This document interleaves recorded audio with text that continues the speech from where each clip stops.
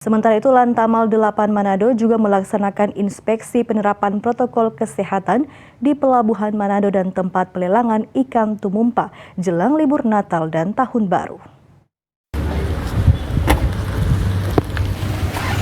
Sebagai upaya mencegah penyebaran COVID-19, Pangkalan Utama TNI Angkatan Laut Lantamal 8 Manado bersama unsur maritim melaksanakan inspeksi terhadap penerapan protokol kesehatan di Pelabuhan Manado dan tempat pelelangan ikan tumumpa.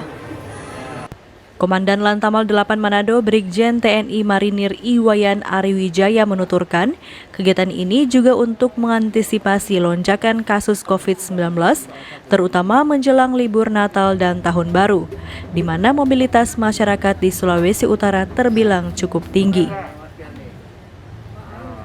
Kepada seluruh aparat maupun masyarakat pun diimbau untuk menerapkan protokol kesehatan dengan sepenuh hati.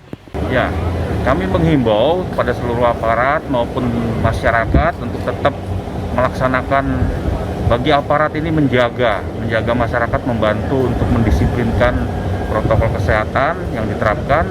Nah, bagi masyarakat kita minta seluruhnya melaksanakan aturan ini dengan sepenuh hati. Jangan separuh-separuh, karena kalau separuh-separuh pada saat diawasi dia bagus, tapi begitu tidak ada aparat mereka lepas masker lagi, contohnya begitu. Jadi saya minta pada masyarakat juga laksanakan disiplin protokol kesehatan ini dengan sepenuh.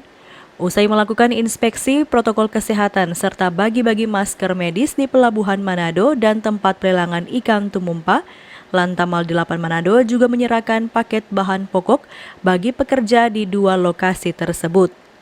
Paul Bawole melaporkan untuk Kawanua TV.